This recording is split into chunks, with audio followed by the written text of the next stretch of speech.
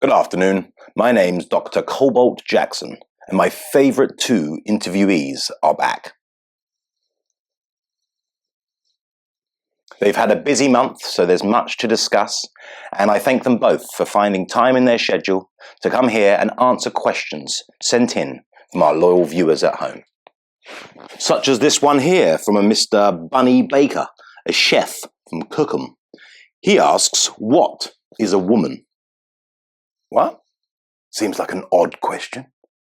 Oh, I think Bunny may be referring to the recent release of Matt Walsh's documentary, What is a Woman?, which has garnered quite a reaction from both the left and the right of politics. Yeah, we've seen it. It's exactly what you'd expect. It's transphobia disguised as, intellectual curiosity. A woman is somebody who identifies as a woman. I mean, that's so hard to understand. I, for instance, don't identify as a woman. I identify as a prince, and Meghan identifies as 40. But I am 40. See? So are you saying that the concept of womanhood is completely and entirely divorced from biological fact? Oh, here we go again with this biology tripe. Researchers have shown that biological fact, as you put it, is actually steeped in white supremacy. Basically it's just a smokescreen for white-dominated bigotry. Very deep, Meghan. Are you saying, therefore, that we should get rid of biology? That's probably for the best. I'm not saying we should get rid of biology. I mean, it bought us vaccines. Oh, no. We can't be so narrow-minded and, stuck on the one-dimensional definition of gender that's offered to us by, chromosomal differences. Well, that leads us nicely onto a question here, sent in by a Charlie Chromosome, who's home alone in an aerodrome hotel in Croydon. He wants to know, is the new standard being set by crazed lefties that one can merely choose one's gender at any time and that the world must adapt to such nonsensical whimsy? Absolutely. There's more than one type of woman. You've got the old school woman, with the shiny legs and the jelly wobblers and the womb. Jelly what? And then you've got the new type of bird who have only recently been allowed to spread their wings, if you'd excuse the poetry for a second. The ones with the shapely shoulders and the hairy hands and the gas pipe. Gas pipe? Yeah, and some choose to get the gas supply cut off and some don't, But we really shouldn't be judging which bathroom they decide to use, And anyone who does is a grade A abuser. Well, returning to Matt Walsh's documentary, What is a Woman?, there is a scene where he meets with the Masai Mara tribe in Kenya, and they are astonished to hear of the West's confusion about what a woman is, sticking as they do very much to traditional definitions. Are they abusive bigots? Look, they have their long-held spiritual beliefs, and it wouldn't be right for us to judge them. But when white men try to push their biological orthodoxy onto our progressive society, then they need to be shunned and shamed, tarred and feathered. Do you understand yet? Indeed, Harry. I think it's becoming quite clear what this is all about. Mr. Blaze McHayes, whose favourite meal is spaghetti bolognese, wants to question you, Harry, on your extraordinary performance when speaking at the UN. Who touched, was he? Moved. Shaken to his core with, something. No, Harry. Mr. McHayes says, emotion! Shaken to his core with emotion. Sometimes you just got to wait a little while. I get there. Excellent, Harry. And no, Mr. Hayes thinks you embarrassed yourself with a, and I quote, doom-laden denouncement of Western achievements and a scurrilous attack on those who don't accept a unilateral narrative with a ludicrous and thoroughly ignorant warning about the dangers of misinformation. Look, I love spaghetti bolognese too. There's no need for Mr. McHayes to be having a go at me like this. Read some of the other questions. I bet they're more supportive. No, don't seem to be, Harry. You won't want to hear what Mr. Richard O'Shea, friends call him Rick, has to say, nor Larry Lumpwood, or Maisie McGrady, who likes chicken jalfrezi. Well, anyway, it's not important. If I listened to what other people thought, I might not have become the man I am. I'd certainly go along with that. I think that the content of the speech was amazing. Amazing. Almost forgot you were there, Meghan, being so very quiet. Yeah, I was texting. Well, of course, let rudeness be permitted wherever we go. Sorry? Do you still have screen time left? Yeah, you gave me that extra half hour on Tuesdays and Fridays. Well, what do you say, Harry, to those critical of the doom-laden tone of your speech, delivered as profoundest midnight shrouded the glint in your eye? I was trying to generate gravity. Gravitas. Gravitas, I mean. We've got some massive problems on the horizontal. Horizon. And the horizon. And the scourge of misinformation is potentially diabolical. Oh, well done. Yeah, it just came out. Yes, but what do you say to those who accuse you of pushing a globalist agenda from your chaise lounge of luxury by pandering to narratives that centralize control? No idea what you mean. Just looking through the transcript here, Harry, I mean, the gall to lecture people on misinformation after some of the nonsense you two have peddled. Even worse, you act like the idea of a globalized, absolute official source of truth for the world isn't a terrifying notion. I don't see how it is. Which is precisely why, many would argue, you shouldn't speak on a global stage. It's embarrassing at best, and at worst, dangerous. It's a bit cringe, but that's not because of the content of the speech. That's because of his awful, awful delivery. I thought I did better in this one. Yeah, you did. You've moved up to awful, awful. I'm going to go back to a question we skipped from Mr. Richard O'Shea, Ricochet, to his friends. He wants to know how it felt speaking, Harry, to an almost empty UN auditorium. It was a little bit disappointing in some regards, but, as long as the cameras were there, and on me, then that's the important thing, right? It was quite handy for me, actually. I still don't feel too comfortable speaking to large crowds. I've tried the whole visualize them naked thing, but I always see too many birthmarks. Makes me feel a bit icky. Especially that time Nancy Pelosi and her drunk husband were in the audience. Oof. Yeah, Harry's got quite the imagination. Indeed. I mean, he still imagines himself to be relevant.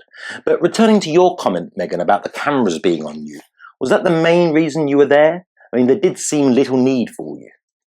Well, yeah, I was there to support my partner, to whom I'm consciously coupled, for now.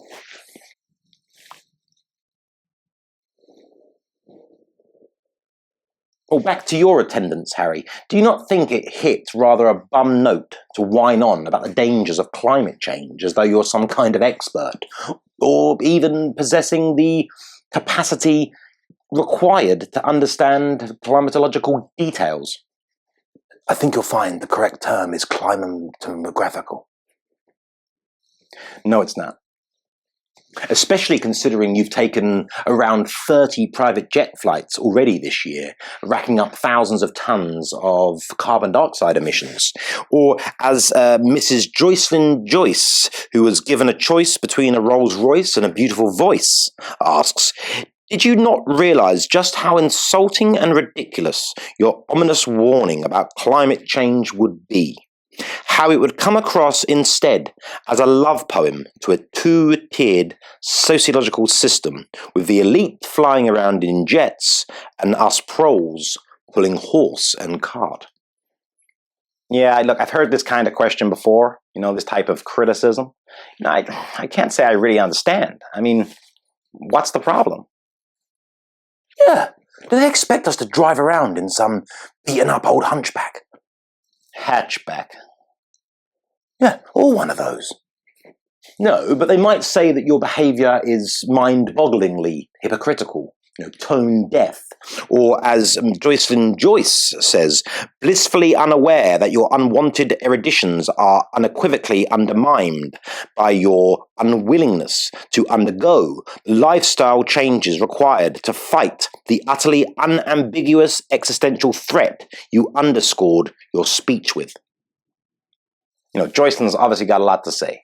I'm sure she's a lovely person, but I think she's concentrating far too much on how we got to New York rather than, the content of the speech. Climate change is an existential threat, of course, but it was hardly the only abomination addressed in the speech. For instance, what about the plight of the poor, And we got rising inflation, which is not Joe Biden's fault. It's caused by a collection of factors stemming mainly from Tucker Carlson. We got the cost of living going through the roof, and wages just remaining low, which has got absolutely nothing to do with mass immigration. It's caused by a collection of factors stemming mainly from Mark Stein. Yes, but what about those who say you are flaunting it with Gucci this and Chanel that? Look, again, I don't understand this criticism. I mean, what are we supposed to do? Like dress up as hideous goblins on minimum wage? No, but as one of the emailers asked, could you not have gone dressed in smart but modestly priced clothes bought from a struggling high street store to emphasize your point and show genuine solidarity with those struggling to pay the bills? Right, that's it. I'm ordering you a Ford Focus and a flannelette two-piece from Marks and Spencer's. Hey, would that make you happy? Would that make you happy? We have a question here from Twickenham and a Mr. Thomas Tadpole, who wants to ask you both about the palace's investigation into bullying by Meghan, which has been completed but will not be published. I think it speaks for itself. I mean, it always was ludicrous, but I think they've decided not to publish because there was nothing to publish. We've been fully vaccinated. Oh, do you mean vindicated? Possibly. But we've also been fully vaccinated. Fully. We have been vindicated, and I think it's further proof that they had it out for me from the beginning. They were prepared to perpetuate falsehoods just so they could injure my good name. I don't ask what's in it. I don't ask what number booster it is.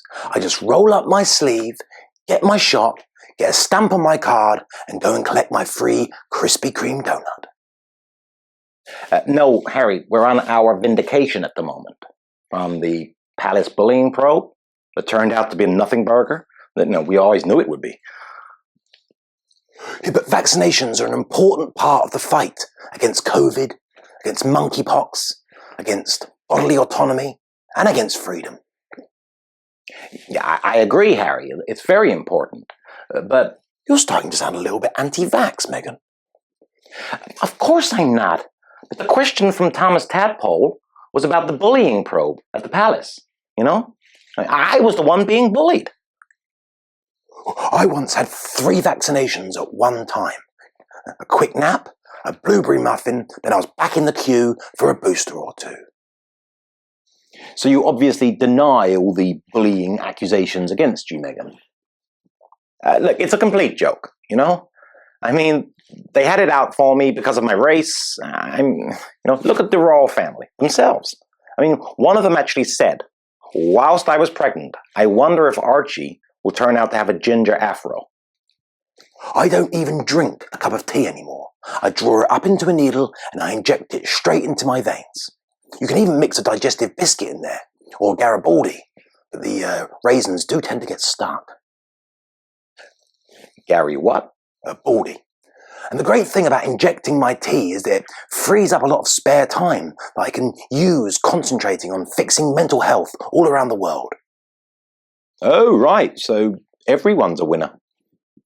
Oh, and these anti-vax idiots. I mean, I've been injected into every muscle at least twice.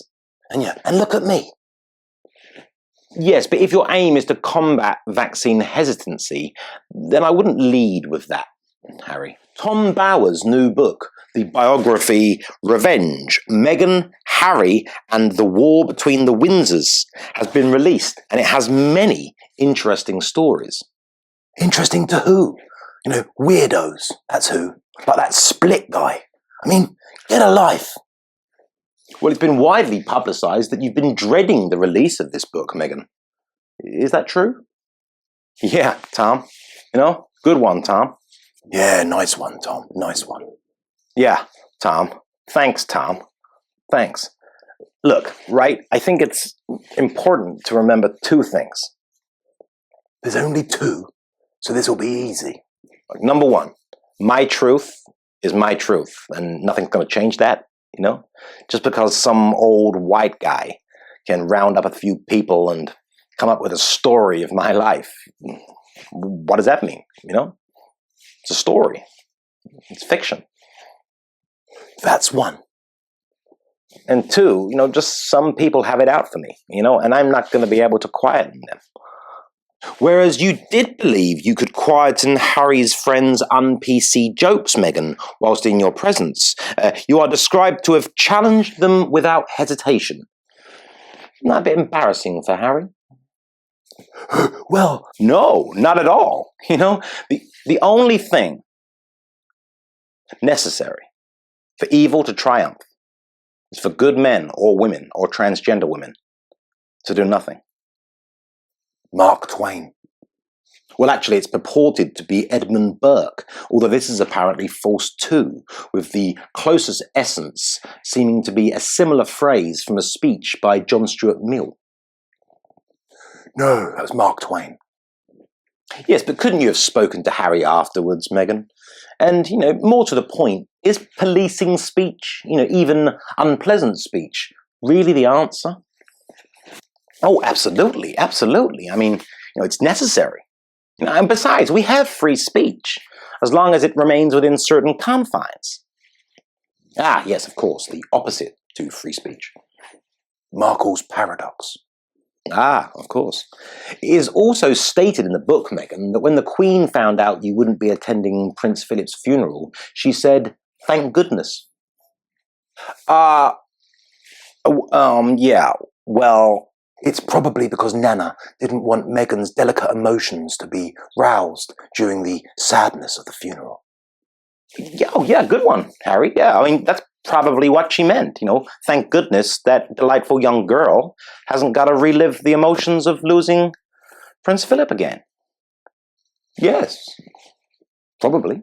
Tom Bower also alleges that you were furious that your request for a more prominent role in the Jubilee celebration was denied. No. A little peeved.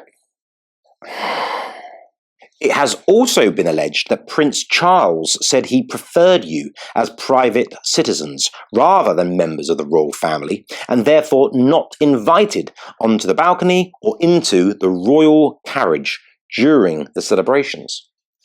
Allegedly, allegedly, allegedly. Hey, that could be a great line for a new song.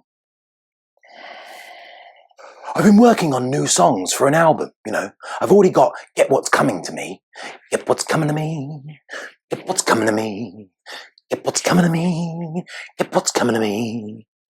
How could we forget? Harry's musical career aside, I think that we need to question the moral authority of a man prepared to publish this stuff, like about what Charlie says about us behind our back. I can see that would be rather distressing, though in all fairness, he's never slated you in public, whereas you kinda sorta have. And let's be honest, I don't think anyone's in any doubt that when you two are home alone and behind closed doors, you must say some pretty awful, awful things about members of the royal family. I resent that. I resent that. It's true, but I resent it. You know, sometimes you gotta just say, you know, fine, you know, whatever, you know. I'm not blind. You know, I can see the structural prejudices in their cultural arrangement, you know, but hey, whatever. I love them all the same.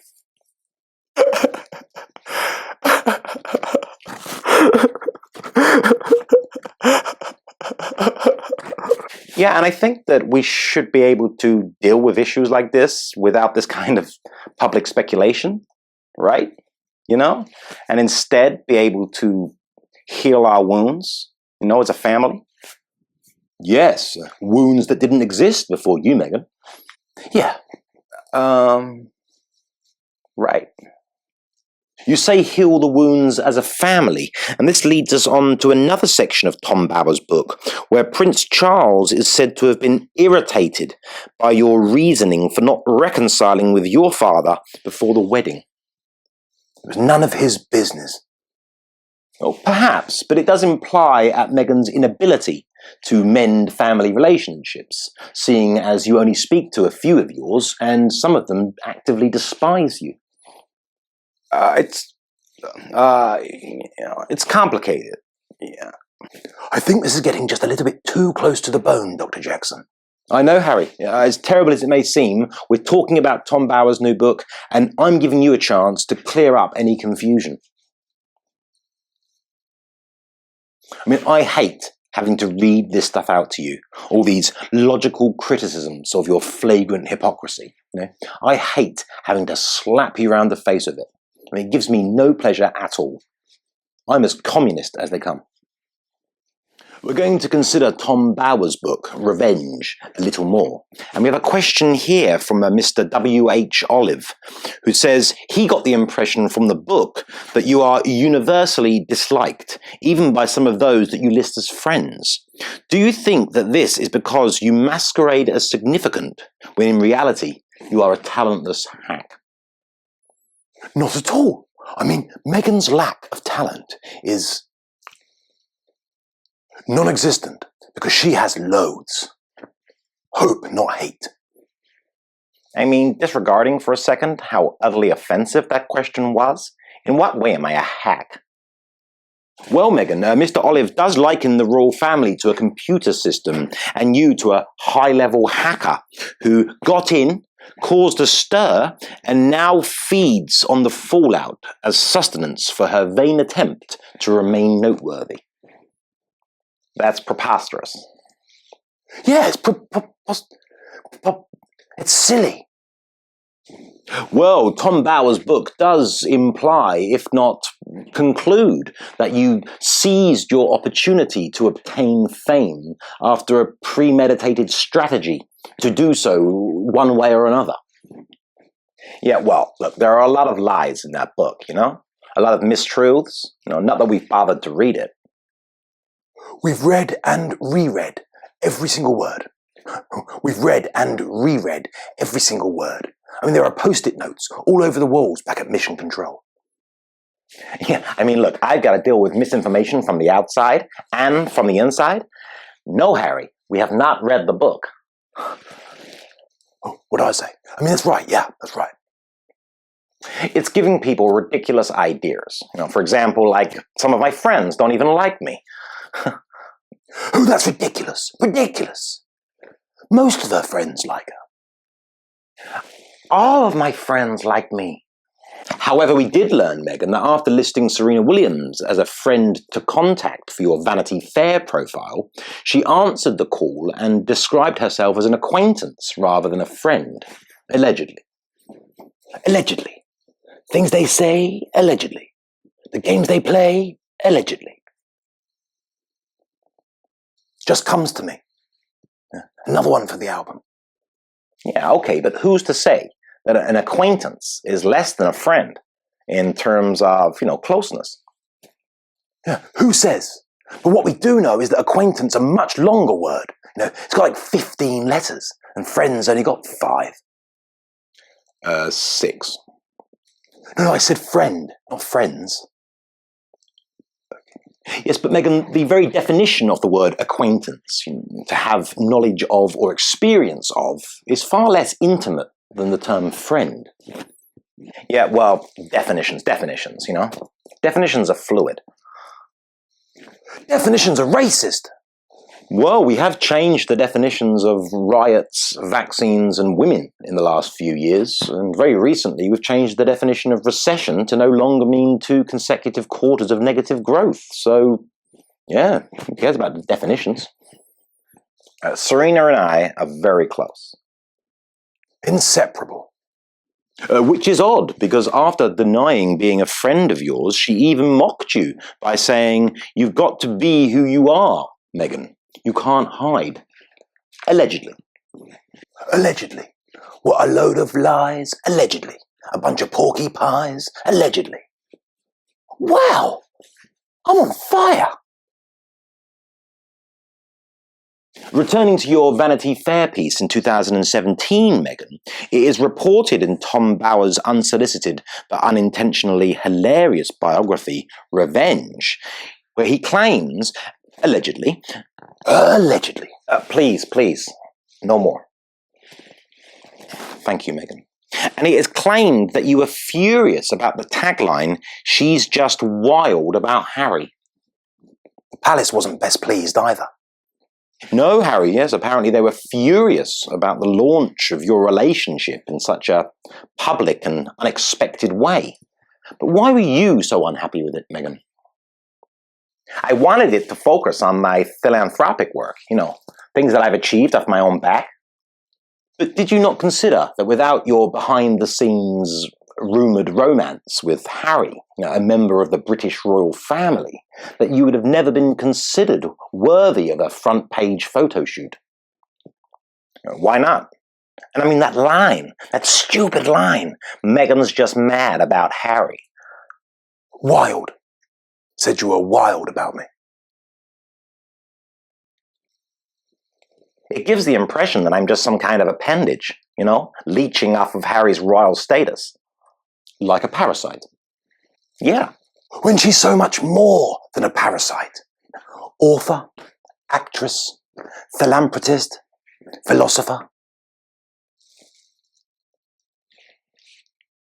activist. Ugh, the very word brings shudders, Harry. But are you honestly saying, Meghan, that you genuinely believe that Vanity Fair would have been interested in you for a photo shoot had you not have been involved with Harry? Well, what are you saying? That I was a complete unknown beforehand? Well, I'd never heard of you. Neither had I. What? I mean, that's the story, isn't it? We didn't know anything about each other before we met and fell in love. Yeah, right. But I, like the rest of the planet, had no idea who you were. And you had absolutely no idea who I was. Yes, which is very believable, especially considering you'd said you'd read Princess Diana's biography. However, that does seem inconsistent with Tom Bower's characterization of you as a fame-hungry charlatan prepared to suck the life force out of a suitable British host, all in order to boost her notoriety. And?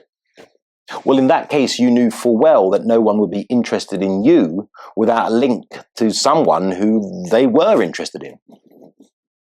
But what about the people who watched Suits? Yes, except for that person, Harry. The irony is that no one was interested in Meghan before she was linked to me, because people were interested in me. But now that we are linked, nobody's interested in either of us. Whoa, Harry. That was literally my next line. Ooh, spooky. That was the video. If you want to see any more of this mad lot, it might be worth hitting the notification bell and subscribing, liking and sharing the channel. Thanks.